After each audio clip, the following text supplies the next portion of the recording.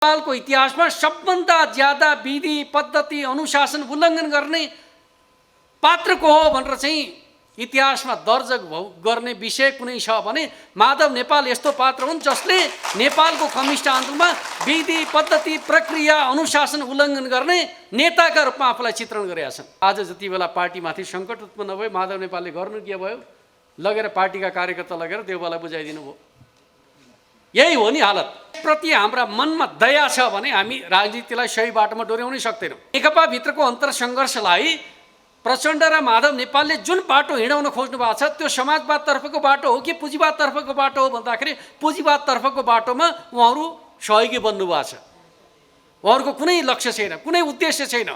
उहाँहरू कसको सहयोगी बन्नुभयो त भन्दाखेरि नेपालका पुँजीपति वर्गहरूको प्रतिनिधित्व गर्ने राजनीतिक दलको सहयोगका रूपमा आफूलाई रूपान्तरित गर्नुभएको छ भन्ने बित्तिकै हामीले वैचारिक राजनीतिक रूपमा भन्दै हो भने हामीले जे प्रश्न उठाइरहेका छौँ त्यो प्रश्नको औचित्यलाई उहाँहरूले आफ्नो व्यवहारद्वारा पुष्टि गर्नुभएको छ। संगठनात्मक अराजकता हाम्रो पार्टी जीवनको एउटा चुनौतीका रूपमा आइराखेको छ।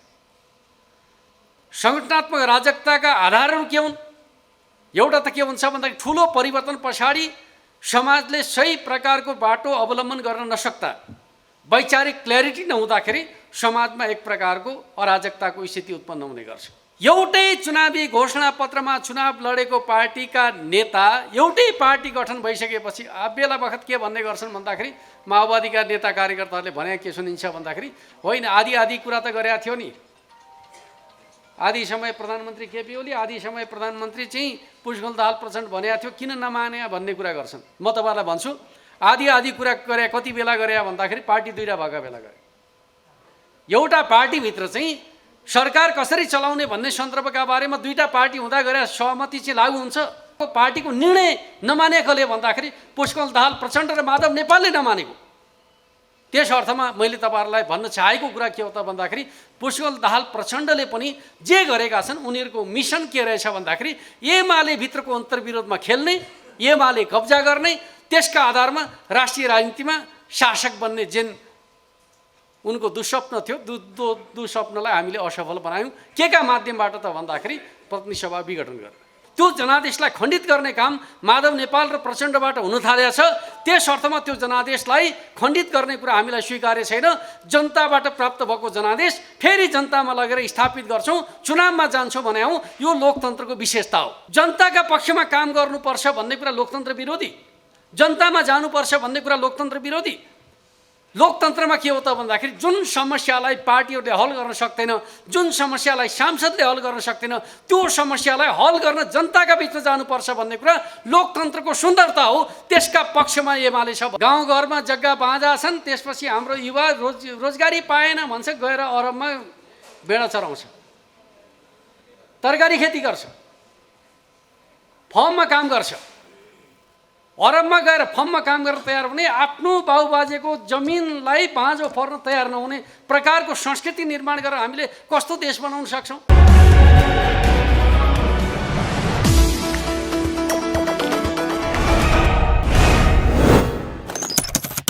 नेपालको राजनीतिमा हामीले 7 सालदेखि 62-63सम्म आइपुग्दाखेरि अधिकारको प्रश्नलाई मुख्य प्रश्न बनाएर चाहिँ आन्दोलन गर्दै आयौँ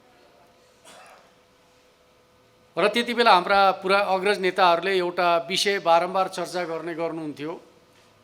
पुराना नेताहरूले हामीले एउटै पुस्ताले 3वटा क्रान्तिको नेतृत्व गरेका छौँ भनेर गर्वका साथ घोषणा गर्नुहुन्थ्यो। उहाँहरूले त्यो घोषणा गरिरहँदाखेरि मेरा मनमा हरदम एउटा प्रश्न उपस्थित हुन्थ्यो। त्यो प्रश्न भने के हो त भन्दाखेरि दुनियाँमा एउटा राजनीतिक क्रान्ति हुँदा युगको परिवर्तन हुने गर्छ। नेपालमा 3-3वटा राजनीतिक क्रान्ति सम्पन्न गर्दाखेरि पनि हामीले नेपाली समाजलाई बदल्न सकेका छैनौँ।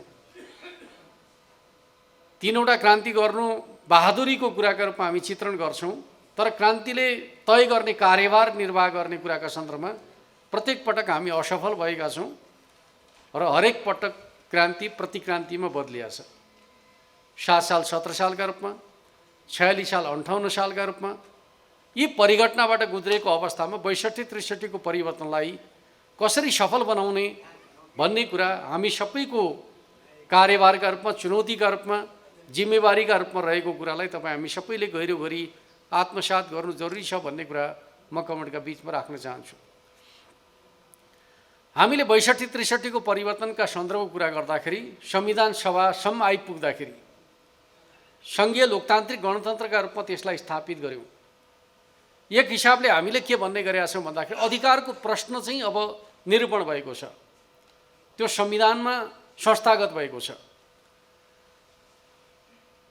चाहे त्यो मौलिक अधिकारका रूपमा भन्नुहोस्, राज्यका निर्देशक सिद्धान्तका रूपमा भन्नुहोस्, वा शासकीय प्रबन्धका रूपमा भन्नुहोस्, हामीले जनताका आकाङ्क्षाहरूलाई जो अधिकारका रूपमा चाहिँ प्रकट भएका थिए तिनीहरूलाई कुनै न कुनै हिसाबले व्यवस्थित गर्ने खालको काम गरेका छौँ। अधिकारका दृष्टिकोणले नेपालको संविधान दुनियाँका संविधानभन्दा चाहिँ सुसम्पन्न छ भन्ने हाम्रो बुझाइ र विश्लेषण रहँदै आएको छ।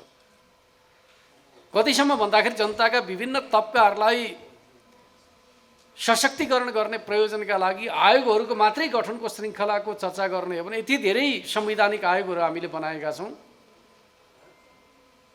तर त्यसले पनि समाजलाई बदल्ने कामको भूमिका कति खेल्यो भन्ने कुराका सन्दर्भको चर्चा गर्ने हो भने खासै त्यो दिशातर्फ हाम्रा प्रगतिहरू कमजोर रहेछन्। अधिकारका प्रश्नमा हामी जति मुखर छौँ, कर्तव्य निर्वाह गर्ने कुराका प्रश्नमा हामी कमजोर छौँ भन्ने कुरा चाहिँ देखिन्छ। त्यस अर्थमा म कमेन्टका बिचमा के अनुरोध गर्न चाहन्छु त भन्दाखेरि हामीले हाम्रो समाजलाई बदल्ने हो भने, जनताको जीवनस्तरलाई परिवर्तन गर्ने हो भने राजनीतिक परिवर्तनलाई सामाजिक परिवर्तनका रूपमा, आर्थिक परिवर्तनका रूपमा बदल्नु जरुरी छ। जबसम्म हामीले आर्थिक सामाजिक परिवर्तनलाई संस्थागत गर्न सक्दैनौँ, सुदृढ गर्न सक्दैनौँ, सबल गर्न सक्दैनौँ, राजनीतिक परिवर्तन हमेशा जोखिममा रहिरहन्छ। एउटा राजनीतिक परिवर्तन निश्चित समय पछाडि फेरि प्रतिक्रान्तिको शिकार रहने जोखिम रहिरहन्छ। त्यस अर्थमा त्यो जोखिमबाट बच्नका लागि हामीले आर्थिक सामाजिक विकास र रूपान्तरणका प्रश्नहरूलाई केन्द्रीय प्रश्न बनाएर अगाडि बढ्नु जरुरी छ भन्ने कुरा म कमेन्टका बिचमा राख्न चाहन्छु। हो, हामीले 62-63 को परिवर्तन पछाडि, संविधान सभाको निर्माण पछाडि एक प्रकारले अब नेपालको राजनीतिमा विकास र समृद्धिको एजेन्डा प्राथमिक विषय बन्यो भन्ने अर्थमा निष्कर्ष निकाल्यौँ। गएको चुनावमा हामीले चुनावी घोषणापत्रका माध्यमबाट ती चिजहरूलाई संस्थागत गर्ने प्रयास पनि गर्यौँ, चुनावी गठबन्धन गर्यौँ र जनताको विश्वास जित्यौँ र त्यसलाई स्थायित्व दिनका लागि हामीले चाहिँ पार्टी एकता पनि गर्यौँ, नेकपा गठन गर्यौँ। तर नेपालको राजनीतिका चुनौतीहरूको सामना त्यसले पनि गर्नु पर्यो।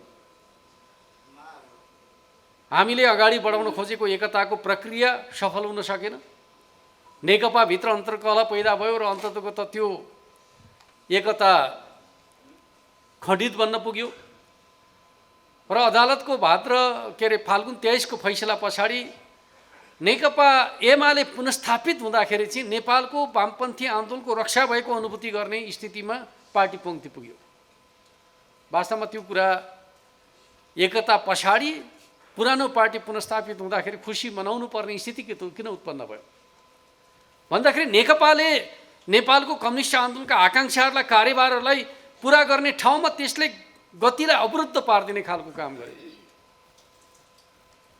हामीले ठानेका थियौँ नेकपा गठन पछाडि नेपालको कम्युनिस्ट आन्दोलनले नयाँ उचाइ प्राप्त गर्नेछ, राजनीतिक स्थायित्व प्राप्त गर्नेछ, परिवर्तनको दिशातर्फ मुलुकलाई डोर्याउनेछ। तर हामीले के पायौँ त भन्दाखेरि नेकपा गठन पछाडि नेकपा एमालेको उन्नत लोकतान्त्रिक जुन प्रणाली छ, सङ्गठनात्मक व्यवस्था छ, त्यो चाहिँ अवरुद्ध भयो। हाम्रा जनसङ्गठनहरू, हाम्रा पार्टी कमिटीहरू सम्पूर्ण रूपमा निस्तेज जस्तो बनाइए। राजनीति भनेको के भयो त भन्दाखेरि केन्द्रीय कमिटीभित्र रहेको एउटा सचिवालय नामको चाहिँ नेतृत्वको टिम भित्रको अन्तर्कलहको विषय नै पार्टी बन्न पुग्यो र राजनीति बन्न पुग्यो। 9 जना नेताहरूका बीचको विवाद नै पार्टीको भाग्य र भविष्यको विषय जस्तो बन्न पुग्यो र 9 जना नेताले सिङ्गो पार्टीलाई चाहिँ बन्धक जस्तो बनाउने स्थिति उत्पन्न भयो। र त्यो पनि के भनेर भन्दाखेरि 9 जनालाई हामीले एक प्रकारले भन्दाखेरि चाहिँ नेतृत्वको टिमका रूपमा, कोर अफ द लिडरसिपका रूपमा भूमिका खेलोस् भन्ने खालको अपेक्षा गऱ्यौँ, तर त्यसले आफ्नो स्वार्थलाई केन्द्रबिन्दुमा राखेर चाहिँ अगाडि बढ्ने प्रयास गर्यो र त्यो 9 जनाको सचिवालयभित्रको चाहिँ बहुमत पक्ष सदैव सरकारका कामलाई नियन्त्रण गर्ने, पार्टी गतिविधिलाई अवरुद्ध गरिदिने र सबै चिजको विषयवस्तुहरूलाई त्यहाँ ल्याएर केन्द्रित गर्ने खालको कुरा गर्ने खालको स्थिति उत्पन्न हुँदाखेरि चाहिँ हामी 3 वर्ष, झन्डै 3 वर्ष भन्नुपर्छ, हल नचलेको अवस्थामा रह्यौँ र 23 गतेको फैसलाले स्वाभाविक रूपमा हामीलाई चाहिँ नयाँ आधार प्रदान गरेको अनुभूति भयो र हामी पुनर्जागरणको प्रक्रियामा प्रवेश गर्यौँ र मलाई लाग्छ अखिल नेपाल किसान महासङ्घ पनि त्यही प्रक्रियाबाट आजको यो अवस्थामा आइपुगेको छ भन्ने मलाई लाग्छ। तपाईहरुले पनि त्यो समयको कालखण्डमा बिताएका तिता मिठा अनुभवहरू तपाईहरुसँगै छन्। जे अनुभूति तपाईहरुले गर्नुभएको छ त्यो चिज मैले बताइरहनु पर्छ भन्ने मलाई लाग्दैन। अर्कोतर्फ चाहिँ नेकपा एमाले पुनर्स्थापित भइसकेपछि हाम्रा सामु एकताको लिगासीलाई अगाडि बढाउनु पर्ने कार्यभार थियो। किन नेकपा भित्रको अन्तरसङ्घर्षमा हिजो नेकपा माओवादी केन्द्रसँग रहनुभएका थुप्रै नेता साथीहरू चाहिँ हामीसँग हाम्रो एउटा वैचारिक मान्यतासँग, हाम्रो राजनीतिक कार्यदिशासँग, हाम्रो अभियानसँग चाहिँ जोडिनु भयो। त्यो प्रक्रियामा हामीले चाहिँ नेकपाको निरन्तरताका रूपमा अगाडि बढ्न खोज्दाखेरि हामी माथि फेरि एउटा नयाँ चुनौती खडा भयो माधव नेपालका तर्फबाट। उहाँले के भन्न थाल्नुभयो त भन्दाखेरि यो नयाँ एमाले स्वीकार्य छैन, पुरानै एमाले फर्काउँछौ ठिक छ, नयाँ एमाले बनाउन खोज्छौ हामीलाई स्वीकार्य छैन। यो मान्यताको एउटा बहसमा हामी फस्यौँ। त्यो बहसलाई हामीले 10 बुँदेका माध्यमबाट समाधान गर्ने कोसिस गऱ्यौँ, तर त्यो त बहाना मात्र नै थियो। 10 बुँदे भयो, तर माधव नेपाल नेकपा एमालेलाई विभाजित गरी छोड्ने जुन कसम खानुभएको थियो त्यो कसम तर्फै अगाडि बढ्नुभयो।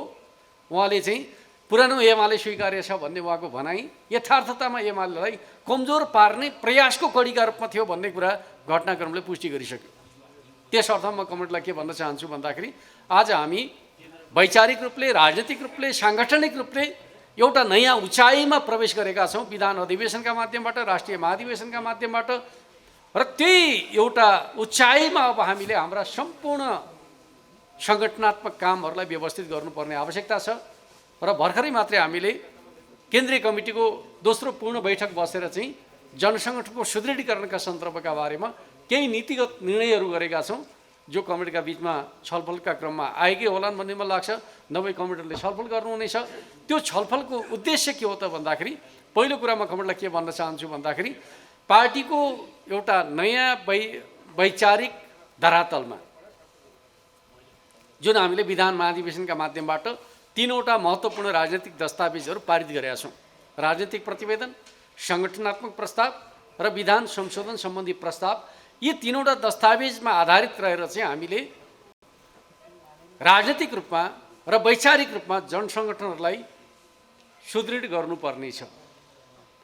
यो महत्त्वपूर्ण काम हो। वैचारिक हिसाबले हामीले आफूलाई सबल र सुदृढ बनाएनौँ भने सङ्गठनात्मक हिसाबले हामीले आफूलाई सबल र सक्षम बनाउन सक्दैनौँ।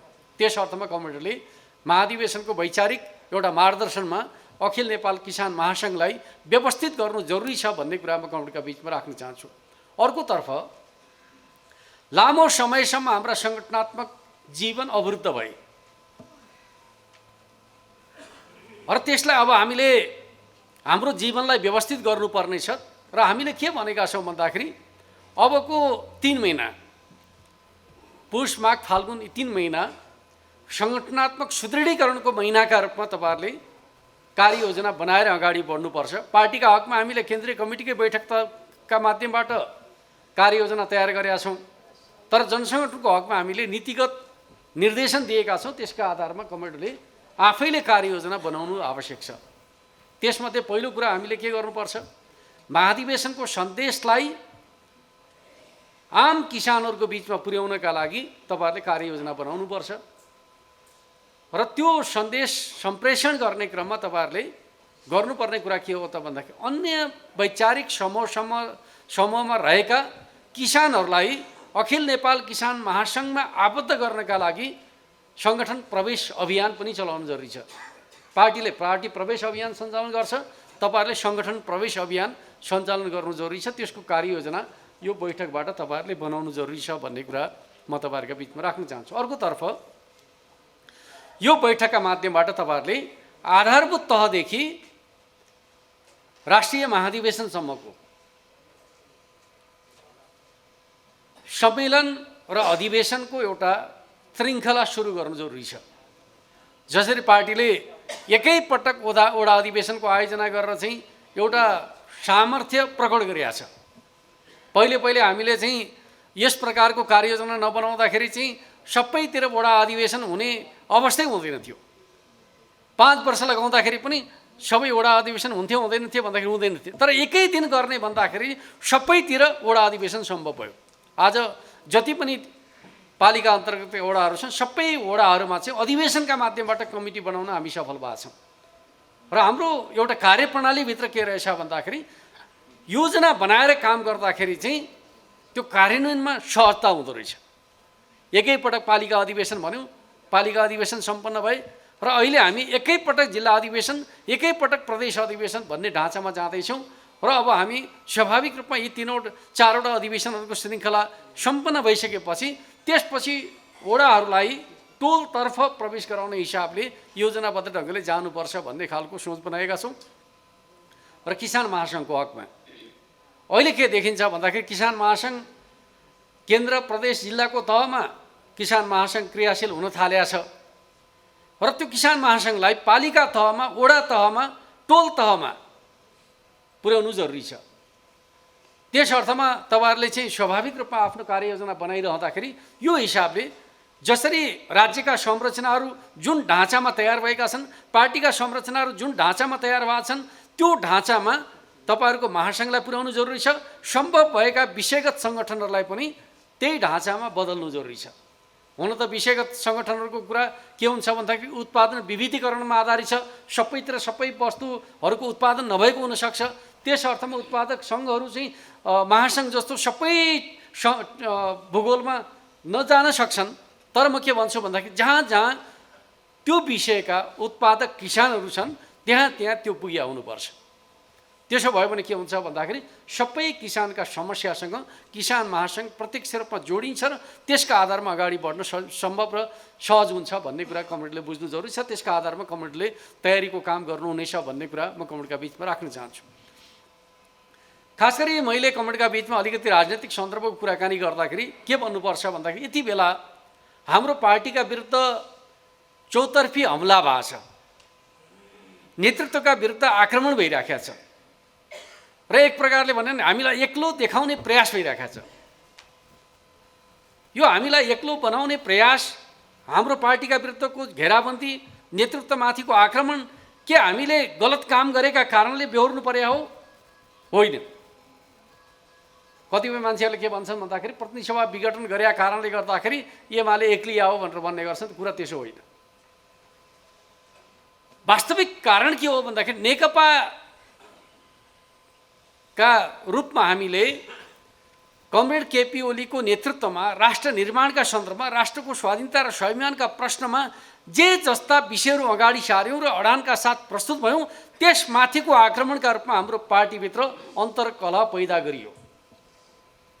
यो के होइन भन्दाखेरि पार्टीभित्रका नेताहरूको स्वार्थको टकराव मात्रै होइन, स्वार्थको टकरावलाई उद्वेलित गरिकन नेकपालाई कमजोर बनाउने प्रकारको मिसनको शिकार हाम्रो पार्टी भयो र माध्यम हुनुभयो हाम्रो पार्टीभित्रकै नेताहरू, जसले आज चाहिँ शेरबहादुर देउवालाई नेता मानिराख्नु भएको छ।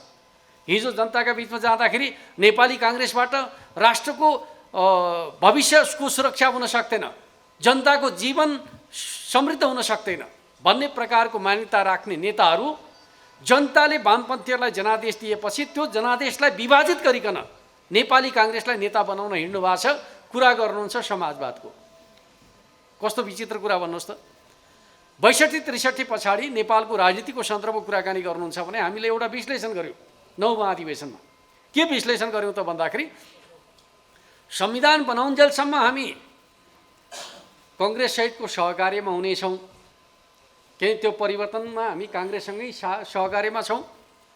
संविधान निर्माण भइसकेपछि काङ्ग्रेससँगको सहकार्यको औचित्य सकिन्छ, त्यसपछि मुलुकलाई कुन बाटोमा हिँडाउने भन्ने प्रश्नमा हाम्रा बीचमा वैचारिक मतभेद पैदा हुन्छ। एउटा बाटोको नेता काङ्ग्रेस हुनेछ, अर्को बाटोको नेता हामी हुनेछौँ। हाम्रो विश्लेषण त्यही थियो। के अर्थमा भन्दाखेरि दुनियाँका राजनीतिक क्रान्तिहरूमा के हुने गर्छ भन्दाखेरि क्रान्तिले नै बाटो तय गरिदिन्छ। अर्थात् युरोपमा सम्पन्न भएको बुर्जुवा क्रान्तिले पुँजीपति वर्गको शासनको बाटो तय गरिदियो, उनीहरूकै वर्चस्व स्थापित गर्यो। अक्टोबर समाजवादी क्रान्तिले सर्वहारा वर्गको वर्चस्व स्थापित गरिदियो, त्यही बाटो तय गरिदियो। चिनिया जनवादी क्रान्तिले कम्युनिस्ट पार्टीको नेतृत्वलाई स्थापित गरिदियो। तर नेपालमा सम्पन्न भएको राजनीतिक क्रान्तिले पुरानो रिजिम त हटाइदियो, राजतन्त्र त अन्त्य गर्यो। तर अब मुलुक कसरी अगाडि बढ्छ भन्ने कुराका सन्दर्भमा कुनै एउटा वर्गको वर्चस्व नेपालको शासन प्रणालीमा स्थापित गर्यो कि गरेन? न युरोपको क्रान्तिको जस्तो पुँजीपति वर्गलाई शासक बनायो, न चिनिया क्रान्तिको जस्तो कम्युनिस्टहरूलाई नेतृत्वकर्ता बनायो। अब नेपाली राजनीति कसरी अगाडि बढ्छ? न युरोपको बाटोबाट अगाडि बढ्छ, न चिनको बाटोबाट अगाडि बढ्छ। नेपालको राजनीति कसरी अगाडि बढ्छ भन्दाखेरि अबको संवैधानिक व्यवस्थाभित्र रहेर प्रतिस्पर्धा पहलकदमीका आधारमा नेतृत्व कसले हासिल गर्छ र त्यो नेतृत्वमा रहेको सरकारले कस्तो प्रकारको नीति कार्यक्रम लागू गर्छ, त्यसका आधारमा नेपालको भाग्य र भविष्य निरूपण हुन्छ। अर्थात् नेकपा एमालेको नेतृत्वको सरकार बन्यो भने त्यो सरकार समाजवादको आधार तयार गर्दै समाजवादतर्फ अगाडि बढ्छ।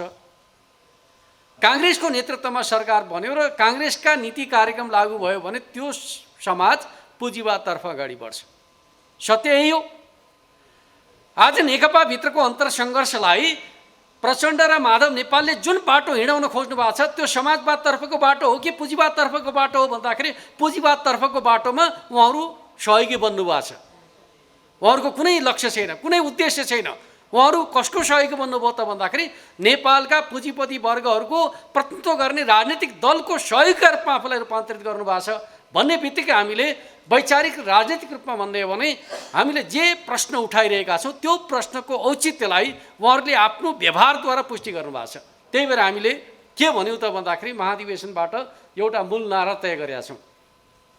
त्यसलाई कमेन्टले हरदम मनन गर्नुपर्छ भन्ने मलाई लाग्छ। त्यो नारा भने के हो त भन्दाखेरि दक्षिणपन्थी अवसरवाद र सङ्गठनात्मक अराजकतालाई परास्त गरौँ, जनताको बहुदलीय जनवादको मार्गदर्शनमा समाजवादको आधार तयार गरौँ। आज हाम्रा सामुको चुनौती के हो भन्दाखेरि अवसरवाद, जसलाई हामी दक्षिणपन्थी अवसरवाद भन्छौँ।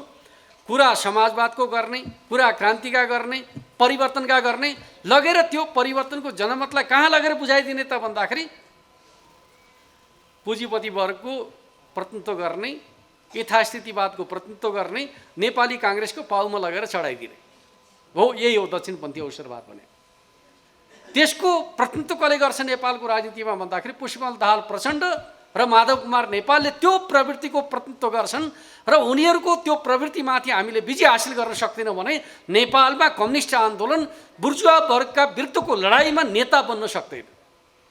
त्यस अर्थमा हामीले यो प्रश्नलाई हृदयङ्गम गरिकन अगाडि बढ्न सक्नुपर्छ भन्ने कुरा म कमेन्टका बिचमा राख्न चाहन्छु। अर्कोतर्फ सङ्गठनात्मक अराजकता।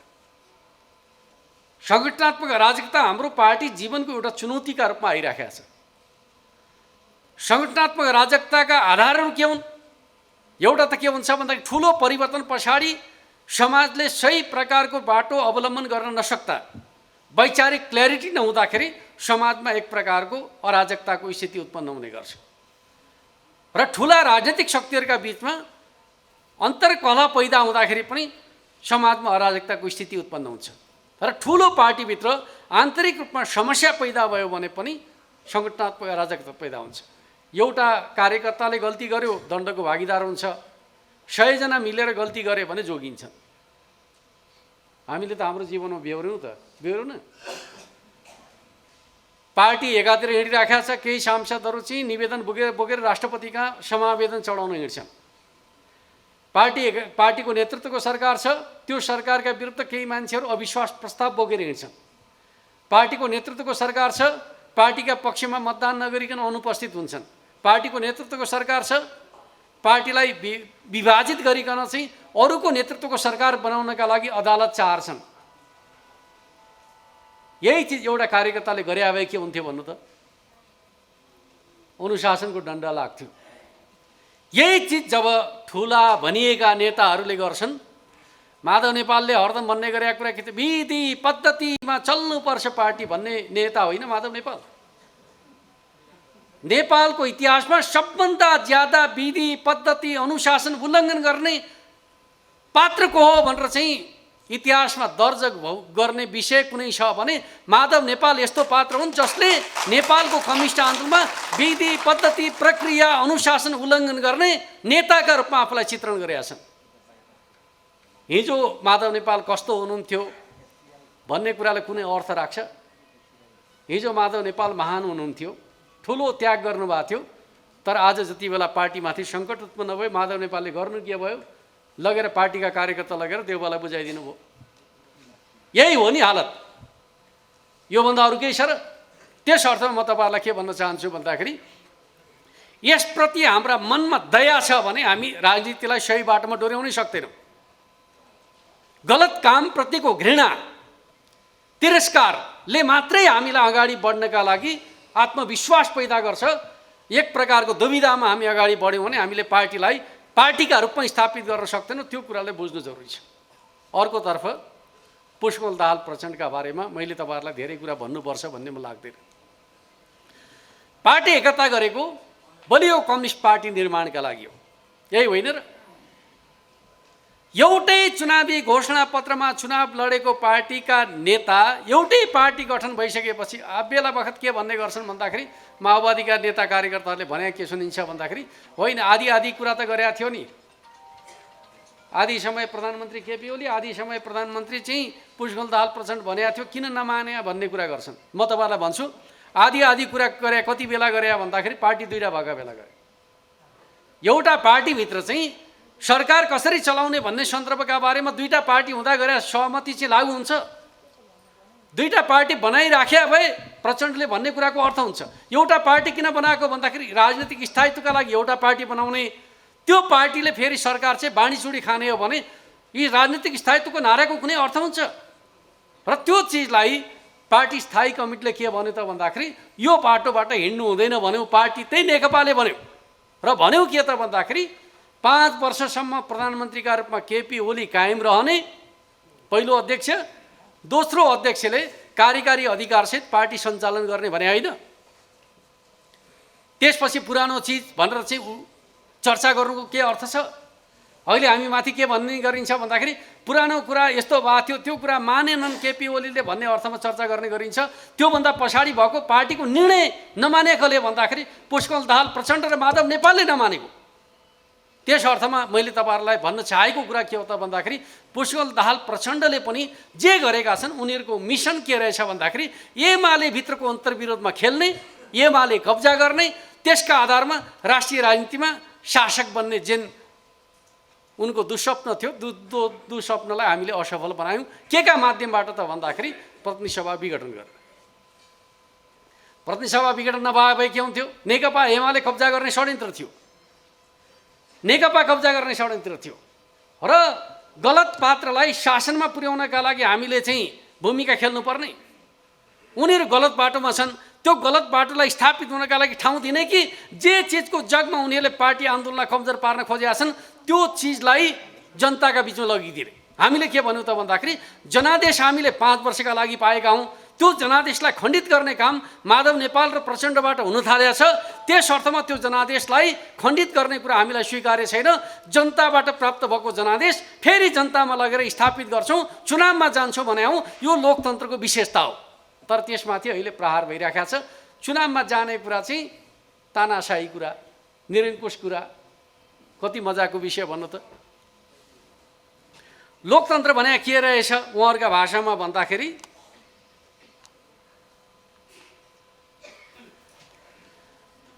उहाँहरूका भाषामा लोकतन्त्र के रहेछ भनेर भन्दाखेरि संसद 5 वर्ष चलाउने चिज लोकतन्त्र रे। त्यो संसदले जे काम गरे पनि 5 वर्ष चल्यो भने लोकतन्त्र, चाहे त्यो राष्ट्रका विरुद्धमा काम गरोस् चाहे जनताका विरुद्धमा काम गरोस्, त्यो चाहिँ संसद 5 वर्ष रहने कुरा चाहिँ संविधानवाद, लोकतन्त्र, जनताका पक्षमा काम गर्नुपर्छ भन्ने कुरा लोकतन्त्र विरोधी, जनतामा जानुपर्छ भन्ने कुरा लोकतन्त्र विरोधी।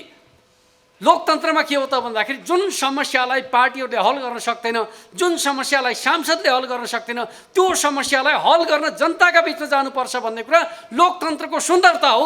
त्यसका पक्षमा एमाले छ भन्ने कुरालाई सगौरव हामीले भन्न सक्नुपर्छ भन्ने कुरा म कमेन्टका बिचमा राख्न चाहन्छु। त्यस अर्थमा आज हामीले यो सङ्गठनात्मक अराजकताको जुन आधार छ त्यो आधारलाई चिर्नका लागि बलियो पार्टी निर्माण गर्ने कुराका सन्दर्भमा के कुरा जरुरी छ त भन्दाखेरि अब हामी नेकपा एमालेलाई एउटा अनुशासित पार्टीका रूपमा, वैचारिक पार्टीका रूपमा, राजनीतिक पार्टीका रूपमा सुदृढ र सबल बनाउनु जरुरी छ। त्यसले मात्रै समृद्धिको यात्राको सबल नेतृत्व गर्न सकिन्छ। त्यस अर्थमा हामीले के भनेका छौँ भन्दाखेरि सङ्गठनात्मक अराजकतामाथि विजय हासिल गर्नुपर्छ। यो त हाम्रो आन्दोलनमाथिका दुईटा चुनौतीका कुरा जसमाथि हामीले विजय हासिल गर्नु जरुरी छ। अर्कोतर्फ हामीले ठुलो पार्टी किन बनाउने, संसदमा बहुमत किन ल्याउने, के हामी ठुलो हुनका लागि मात्रै यो सबै काम गरिराखेका छौँ? अरूभन्दा अग्लो देखिनका लागि मात्रै काम गरिराखेका छौँ? अरूभन्दा ठुलो हुनुको, अरूभन्दा अग्लो हुनुको कुनै ठुलो उपलब्धि हुँदैन। त्यो ठुलो हुनुको निश्चित उद्देश्य छ, लक्ष्य छ भने त्यो ठुलो हुनुको अर्थ हुन्छ। त्यस अर्थमा म कमेन्टलाई के भन्न चाहन्छु भन्दाखेरि हामी बलियो हुनुको निश्चित उद्देश्यहरू छन्। त्यो उद्देश्य भने के हो भने समाजको परिवर्तन। र हामीले भनेका छौँ अब हाम्रो नेपाली समाजलाई जनताको बहुदलीय जनवादको मार्गदर्शनमा हामी समाजवादतर्फ लैजान्छौँ, समाजवादको आधार तयार गर्छौँ। समाजवादको आधार तयार गर्ने कुराका सन्दर्भमा जनताको बहुदलीय जनवादले 3 विशेष अवधिको कुरा गर्छ। कतिले के भन्छन् भन्दाखेरि ल राजनीतिक क्रान्ति सम्पन्न भयो भनेपछि अब चाहिँ जनताको बहुदलीय जनवादको चरण सकियो भनेर चाहिँ हो हल्ला गर्न खोज्छन्। तर म तपाईँहरूलाई के भन्न चाहन्छु भन्दाखेरि जनताको बहुदलीय जनवादले के भनेको छ भन्दाखेरि एउटा ठुलो राजनीतिक परिवर्तन पछाडि समाजलाई रूपान्तरण गर्ने कुराका सन्दर्भमा अपेक्षाकृत लामो समय लाग्छ। त्यो 3वटा विशेष अवधिबाट गुज्रन्छ भन्छ। त्यो 3वटा विशेष अवधि भने के हो त भन्दाखेरि एउटा पुरानो समाज व्यवस्थाका आधार र अवशेषहरूलाई समूल रूपमा अन्त्य गर्ने अवधि, दोस्रो नयाँ उत्पादन सम्बन्धमा आधारित उत्पादक शक्तिको विकासलाई केन्द्रबिन्दुमा राखेर आर्थिक, सामाजिक र सांस्कृतिक रूपान्तरण गर्ने अवधि, विकास गर्ने अवधि, र तेस्रो अवधिका रूपमा चाहिँ समाजवादमा सङ्क्रमणका लागि केन्द्रित भएर चाहिँ आर्थिक, सामाजिक विकास र रूपान्तरण गर्ने अवधि। यो 3वटा विशेष अवधि पुरा गर्न सक्दा मात्रै हामी समाजवादमा प्रवेश गर्न सक्छौँ। हो, अहिले हामीले गर्नुपर्ने काम भने त्यही हो, जुन कुरा हामीले पार्टीको 10औं राष्ट्रिय महाधिवेशनका माध्यमबाट तय गरेका छौँ। अर्कोतर्फ म कमेन्टलाई के भन्न चाहन्छु भन्दाखेरि यो यात्रामा, आर्थिक सामाजिक विकास रूपान्तरणको यात्रामा हामी कहाँ 2वटा थप चुनौतीहरू छन्, जुन चुनौतीसँग यो आन्दोलन बढी गाँसिया छ। र म त्यही विषयमा केन्द्रित रहेर तपाईँहरूसँग केही चर्चा गर्न चाहन्छु। आज हाम्रो विकासको सन्दर्भको सबभन्दा ठुलो बाधक के हो त भनेर भन्दाखेरि जनसङ्ख्याको ठुलो हिस्सा। अहिले पनि तथ्याङ्क शास्त्रीहरूको तर्क के छ भन्दाखेरि 60-70% जनताहरू कृषिमा जोडिया छन् भन्नुहुन्छ। र त्यो कृषि हाम्रो कस्तो छ भनेर भन्दाखेरि परम्परागत निर्वाहमुखी, गुजारामुखी खालको छ, ठुलो हिस्सा। यद्यपि पछिल्लो समयमा हामी प्रधानमन्त्री कृषि आधुनिकीकरण कार्यक्रमका माध्यमबाट र विभिन्न प्रकारका चाहिँ सचेत किसानहरूका माध्यमबाट अलिकति व्यावसायिकतातर्फ, आधुनिकतातर्फ प्रवेश गरेका छौँ, बेग्लै चिज हो। तर जनसङ्ख्याको ठुलो हिस्सा अझै पनि केमा छ भन्दाखेरि निर्वाहमुखी, गुजारामुखी, परम्परागत उत्पादन प्रणालीमै निर्भर छ। यो चिज हाम्रो प्रगतिको चुनौती हो, बाधक हो। जबसम्म हामीले त्यो ठुलो सङ्ख्यालाई नयाँ उत्पादनशील कर्मतर्फ रूपान्तरित गर्न सक्दैनौँ, हाम्रो देश बन्दैन। परिवार पाल्नका लागि मात्रै उत्पादन गर्नेहरूले देश बनाउने काममा योगदान गर्न सक्दैन। त्यस अर्थमा हामीले हरेक श्रमजीवीहरूलाई, मेहनतकश मान्छेहरूलाई उनीहरूको सक्षमता वृद्धि गरिकन चाहिँ हरेकले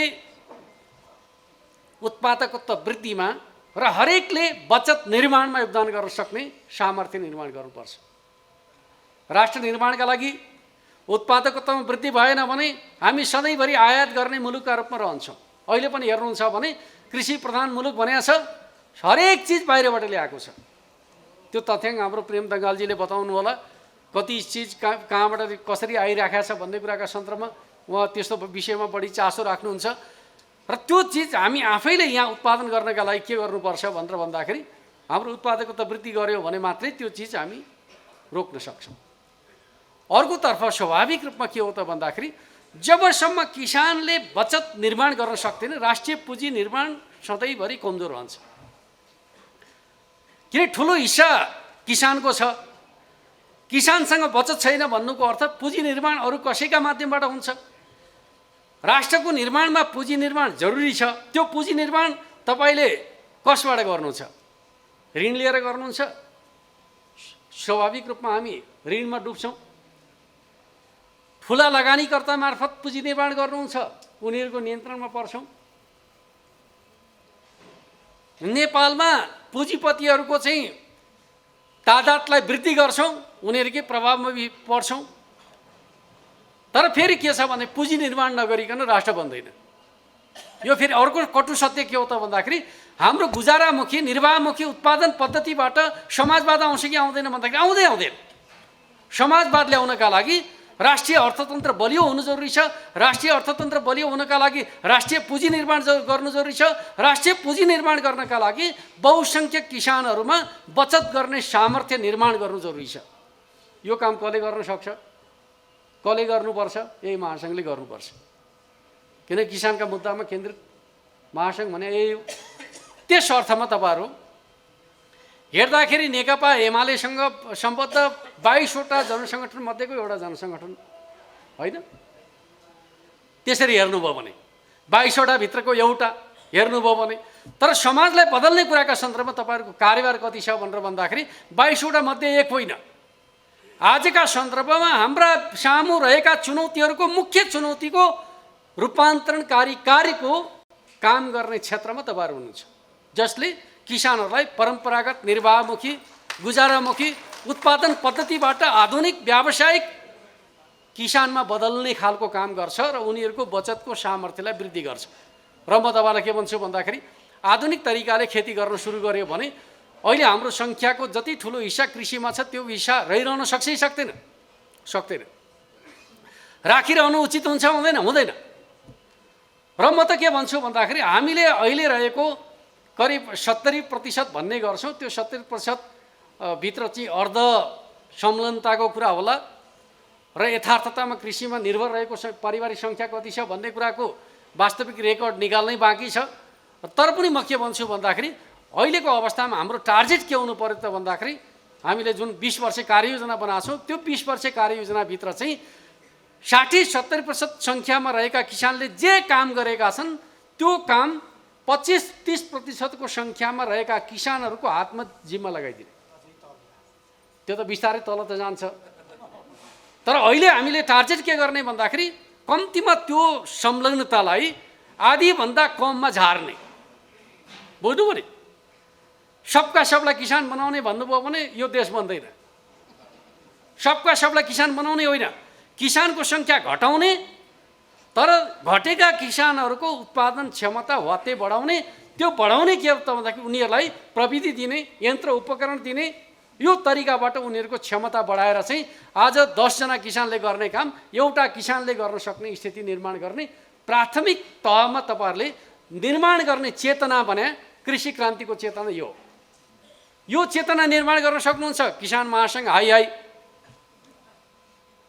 होइन, 70% किसान चाहिँ महासङ्घको चाहिँ छत्र छायामा छन् भनेर राखिरहनु भयो भने किसान सङ्घलाई पनि सुकेनास लाग्छ, किसानलाई पनि सुकेनास लाग्छ।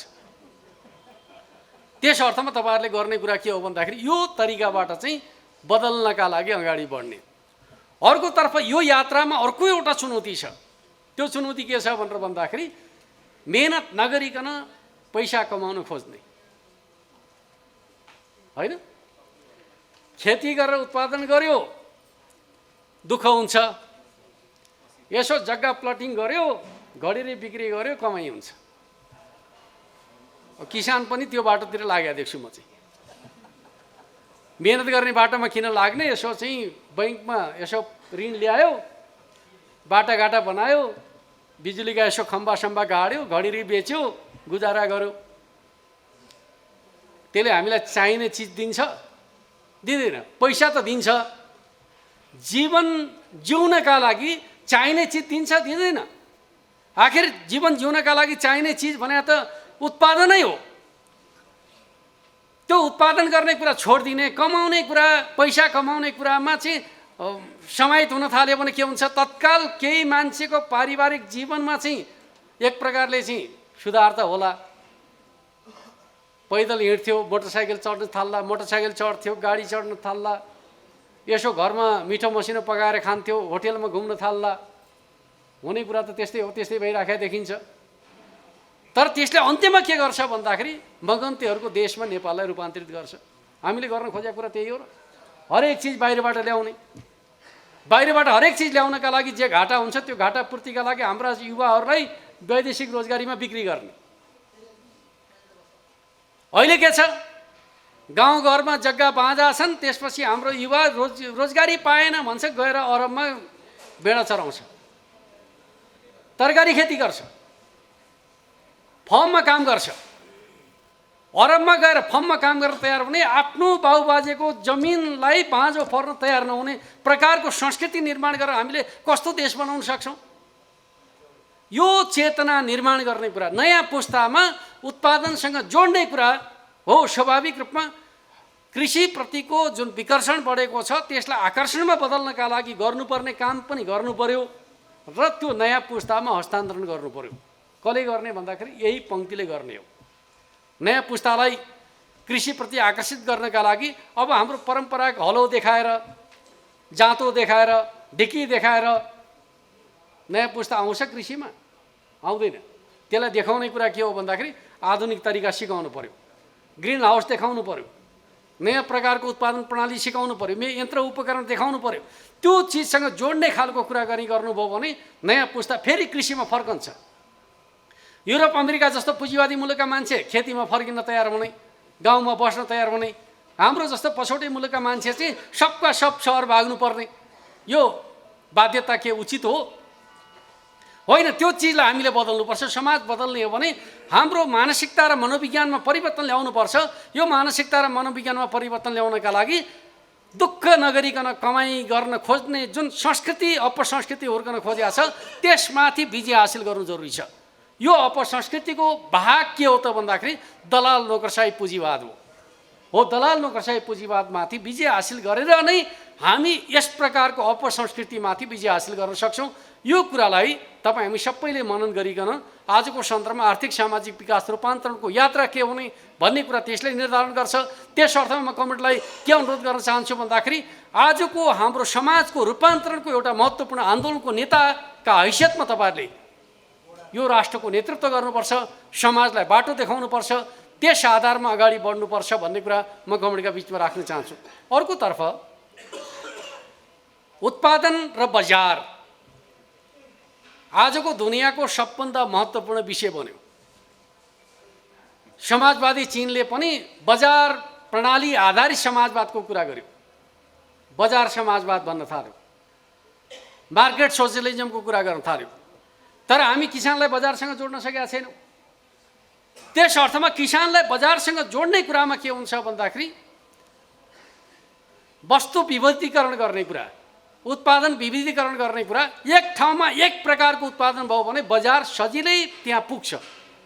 जस्तै हाम्रो चलन के छ, हरेक ठाउँमा हरेक चिज आवश्यकताका चिजहरू उत्पादन गर्ने। तपाईँको माटोमा फल्छ फल्दैन, तर त्यहाँ अलिकति धान खेती गरेकै हुनुपर्ने, मकै खेती गरेकै हुनुपर्ने, अलिकति भुटनका लागि तोरी खेती गरेकै हुनुपर्ने, तरकारी खेती गरेकै हुनुपर्ने, फलाना गरेकै हुनुपर्ने, अदुवा पनि चाहियो, बेसार पनि चाहियो, आदि इत्यादि। एउटा किसानले के गर्ने भन्दा सर्वत्र गर्ने, तर बजारमा लानका लागि के छ भन्दा केही पनि छैन। आजको जमानामा यस प्रकारको उत्पादन ढाँचा चाहिँ काम लाग्दैन भन्ने कुरा पहिले बुझ्नु पर्यो। एउटा चिज तपाईँको माटोमा के फल्छ त्यो पत्ता लगाउनु पर्यो, त्यसका आधारमा त्यसैमा ध्यान केन्द्रित गर्नु पर्यो। धेरैभन्दा धेरै फलाउने, धेरै कमाउने र जीवन सुखमय बनाउने, बचत गर्ने हरेक किसानलाई दिनुपर्ने शिक्षा भने यही हो। यसो गर्न थाल्नुभयो भने किसान बदलिन थाल्छन्, समाज बदलिन थाल्छ। किसान बदलिनुको अर्थ राष्ट्र बदलिन्छ। यो अर्थमा तपाईँहरूले आफ्नो आन्दोलनलाई केन्द्रित गर्नु जरुरी छ। त्यसले नै के गर्छ भन्दाखेरि तपाईँहरूको विषयगत किसान महासङ्घहरू जति छन् तिनीहरूको क्षमता बढाउँछ। विषयगत सङ्घहरू अहिले किन कमजोर छन् भन्दाखेरि हाम्रो निर्वाहमुखी परम्परागत उत्पादन पद्धति आधारित खेती प्रणाली चाहिँ अझै पनि प्रभावशाली छ। त्यो चिजलाई जति हामी विषयगत बाली विविधीकरणतर्फ लिएर जान सक्छौँ त्यति विषयगत किसान सङ्घहरू बलिया हुन्छन् र किसानको तागत बढ्छ, किसान एकताबद्ध हुन्छ। किसान एकताबद्ध हुनका लागि मूल्यसँग जोडिन्छ, बजारसँग जोडिन्छ, आम्दानीसँग जोडिन्छ, तब किसान एकताबद्ध हुन्छ। अहिले किसान छरेका किसान राजनीतिक रूपमा त एकताबद्ध गर्नुभएको छ, तर सामुदायिक रूपमा एकताबद्ध छ कि छैन भन्दाखेरि मुस्किलले मैले दुग्ध किसानहरू अलिअलि सङ्गठित हुन व्यावसायिक हिसाबले सङ्गठित भए देख्छु, अलिअलि अलैँची किसानहरू अलिअलि व्यावसायिक हिसाबले सङ्गठित हुन खोजेका देख्छु, अलिअलि चिया किसानहरू अलिअलि गर्न खोजेका देख्छु, तर आम रूपमा किसानहरू चाहिँ व्यावसायिक हिसाबले सङ्गठित भए देखिँदैन। त्यस अर्थमा किसानहरूलाई व्यावसायिक रूपमा सङ्गठित गर्ने आधार केले प्रदान गर्छ भन्दाखेरि उत्पादन ढाँचामा हुने परिवर्तनले। त्यस अर्थमा मेरो कमरेडसँग अनुरोध के छ त भन्दाखेरि यो किसान महासङ्घले आफ्नो अभियानभित्र चाहिँ कृषिमा रूपान्तरणकारी योजनाका साथ आफूलाई प्रस्तुत गर्नु जरुरी छ भन्ने कुरा म कमेन्टका बिचमा राख्न चाहन्छु। अर्कोतर्फ स्वाभाविक रूपमा हामीले एउटा विषय म कमेन्टलाई के भन्छु भन्दाखेरि पहिले जागिर खानेहरूले मात्रै सामाजिक सुरक्षा पाउने प्रचलन थियो। अब त हाम्रो समाजमा के भयो भनेर भन्दाखेरि सामाजिक सुरक्षा त सबभन्दा पहिले त नागरिकले प्राप्त गर्यो। 70 वर्ष पुग्यो भने चाहिँ हरेकले सामाजिक सुरक्षामा जोडिन पाएन। अहिले नै मासिक 4000 रुपियाँ भने त एक प्रकारले भने भत्तै त हो नि, जसलाई हामी चाहिँ जागिर खानेले पाउने पेन्सन भने जस्तै होइन र। हरेक नागरिकका लागि हामी पेन्सन दिने बाटोमा गइराखेका छौँ भने अब स्वाभाविक रूपमा यो ढाँचाबाट हामीले जे काम गर्दैछौँ त्यो कामलाई स्थापित गर्न सक्छौँ भन्ने मलाई लाग्छ। भोलिका दिनहरूमा सामाजिक सुरक्षा सहितको लोक कल्याणकारी राज्य व्यवस्था निर्माण गर्ने हाम्रो पार्टीको जुन नीति छ त्यो नीति अन्तर्गत म के ठान्छु भन्दाखेरि हरेक क्षेत्रका नागरिकहरू राज्यद्वारा संरक्षित हुन्छन्। यो हाम्रो पार्टीको नीति हो। त्यस अर्थमा कसैले पनि कुनै क्षेत्रमा लागेर मेरो भविष्य असुरक्षित हुन्छ भनेर ठान्नु पर्दैन। यदि मुलुक सही बाटोमा हिँड्ने हो भने हाम्रो पार्टी नेकपा एमाले त्यो मान्यतालाई स्थापित गर्ने सामर्थ्य राख्छ। हामी त्यो दिशातर्फ समाजलाई डोर्याउन सक्छौँ, किनकि हामीले स्वास्थ्य बिमाका कार्यक्रम अगाडि बढाएका छौँ, आवासको अधिकार सुनिश्चित गरेका छौँ, खाद्य सम्पदाको अधिकारलाई संस्थागत गर्ने खालको दिशातर्फ नीतिगत रूपमा हामी प्रवेश गरेका छौँ। यो सबै चिजहरूलाई व्यवस्थित गर्नका लागि के कुरा चाहिन्छ? बलियो पार्टी चाहिन्छ, बलियो राज्य चाहिन्छ। पार्टी लुरे हुने, राज्य कमजोर हुने, किसान बलियो हुनै सक्दैन। किसानलाई बलियो बनाउनका लागि पार्टी बलियो चाहिन्छ, राज्यलाई बलियो बनाउनका लागि पार्टीहरू बलियो चाहिन्छ। राज्य कमजोर भएर जनतालाई संरक्षण गर्न सक्दैन, सुरक्षा दिन सक्दैन।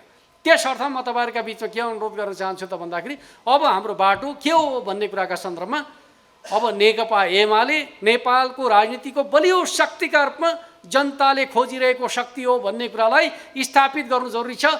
हरेक देशभक्त नागरिकले रोज्नुपर्छ। अब एमाले हरेक विकास र समृद्धिको आकांक्षा राख्ने नेपाली नागरिकले रोज्नुपर्छ। नेकपा एमाले हरेक प्रगतिशील वामपन्थी शक्तिहरूले बलियो वामपन्थी शक्तिका रूपमा रोज्नुपर्छ एमाले हो। त्यसैका लागि हामी 3 महिने पार्टी प्रवेश अभियानको नेतृत्व गर्दैछौँ। त्यो अभियान अन्तर्गत तपाईँहरूले सङ्गठनात्मक प्रवेशको अभियानको नेतृत्व गर्नुहोस्। एउटा बलियो किसान महासङ्घका रूपमा अखिल नेपाल किसान महासङ्घलाई स्थापित गर्नुहोस्। यही शुभकामना र शुभेच्छाका साथ म आफ्नो भनाइलाई अन्त्य गर्न चाहन्छु। हवस्।